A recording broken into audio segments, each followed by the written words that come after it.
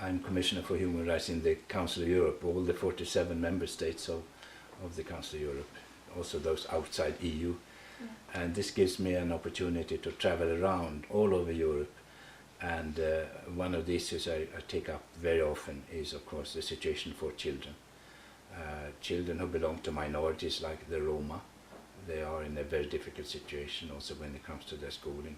Migrant children who often come alone in many cases and face a lot of problems, and their rights have to be protected.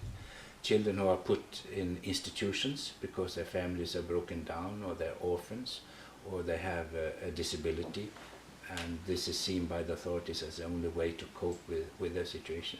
Unfortunately, the situation is not so good in many of those institutions.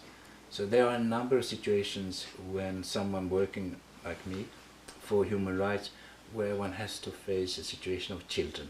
And of course children are a fairly large part of the population anyhow, and they are the future, which means that it's particularly important, in my opinion, to work for their rights. It's so much a question of justice, and I think that also goes for children and their rights.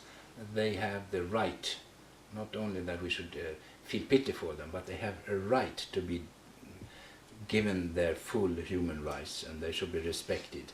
I think that's a key, that we have to still continue to work for a change of attitudes among the adult population, that they should take children more seriously, listen much better to them and see what they want, and give them more of a say on how they should be treated. And of course they should not be subject to violations or abuse, which unfortunately also is a pattern in quite a number of countries still today. So for me the basic value is justice for everyone, and that includes not least justice for the young generation, children. I think what has been achieved, for instance, since the United Nations Convention on the Rights of the Child was adopted, 1989 it was, is primarily that the issue of children have been put on the political agenda. So now it's no longer seen as non-political, which was the case before. Now it is recognized in most parliaments and with most governments that the situation of children is an important also political issue, and that's positive, because we need good political decisions about children. What remains to be done, of course, is that we have not fully implemented what we agreed upon in the United Nations Convention, but also in many of the Council of Europe standards. We have, what they say, paid lip service to the rights of children, but still not really implemented their rights fully. So you have a number of problems when it comes to children. Of course, those who are at risk, those who have disadvantages like children with disabilities, migrant children, minority children, etc. But also in general that we don't listen sufficiently to children. And you could see that very clearly if you visit the ordinary school, that still the democracy in the school doesn't work so well. It's still conducted and orchestrated by an adult thinking. And I think there is a lot to achieve there when it comes to the full respect for also the opinions of children. Yeah.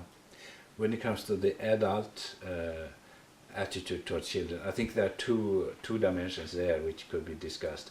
One is what happens in the political field, and of course I argue that politicians, parliaments, governments and local authorities as well have to take decisions which are in line with the rights of the child and respect them. And when they take decisions, the best interest of the child should be the guiding star when they decide. And when there are clashes between interests for the adults and the children, there really is a need to prove that the decision, which in some cases go against children's interests, are absolutely necessary. And I think there is a need to change the political decision process in order for the child's interest to be heard in the process before decisions are taken. The other dimension, of course, is how we deal with children in our families and adult daily contact with the children they meet. And there, I think basically it is the question of allowing children to be themselves and to listen carefully to them and to respect their needs as well. And I think there are improvements there in Europe. I think it's extremely important that fathers begin now to take more responsibility for their children. They play with them, they take care of them, and they begin to share the work that parents have in relation to children more equally than before, between the mother and the father. All this, of course, is important. But basically, if we at least could stop repressing the real child within the young people, that would be one basic step forward, because we tend to want to reform, to reshape children so they will be very equal to ourselves or live up to our ambitions. Many children suffer from the ambitions of parents that they should be an extremely successful football player or a very beautiful film star or extremely intelligent thinker, etc. We should allow children to develop their own capacity and their own talents and to be themselves instead of trying to impose a certain model of children. The first is to recognize that they have that right, and it's very clear in this United Nations Convention on the Rights of the Child that one should respect the views and listen to them and take them into consideration when it comes to not least their own lives. So there are certain rules. I think, for instance, when it comes to adoption, that adopting children who are, say, 10, 11, 12 years of age should not take place without the consent of the child, him or herself. That one has to be very careful about children in the system of justice, for instance, and on the one side see them as independent. They may not have the same opinions as their parents, but at the same time also respect the pressure on a child in the system of justice, which could be quite traumatic, of course. When it comes to migration, we have situations where children have grounds for asylum, while perhaps not the parents have. And that's why it's so important also to allow for the story from the child to come through in the investigation about asylum applications. I think one mistake that sometimes happens is that the adults believe that the child would not understand anyhow. Exactly. So they will learn with time, but one should always explain what is going to happen so that the child is prepared. And if the parents are migrating to another country, leaving the child with the grandparents or whoever, that is a rather dramatic event in the life of a child and should be explained and also argued that it is absolutely necessary in order for the child to take a position to this. And if the child, which probably would be the case often, have strong opinions, those should come out and one should discuss and negotiate. That would be the full respect of the child in such a situation. When it comes to children, it's so much a question of attitude that one has to try to understand how children experience life and connect to that and respect the child. I think that's what it boils down to, a full respect. Then how is that translated into politics?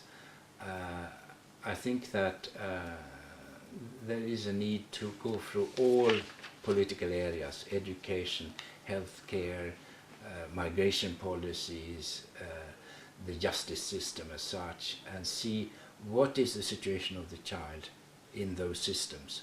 Take, for instance, the justice system. A child could be a victim of crime, a child could be a witness, and a child could also be a perpetrator. And in all those capacities, children are today on a daily basis.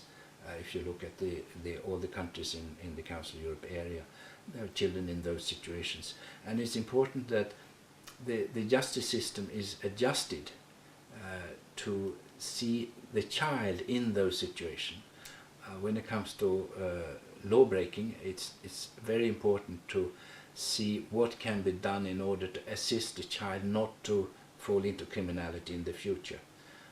And there a very punitive approach probably backfires, and we have situations where children are put in prison and actually learn crime, criminal activity by adults in the prison.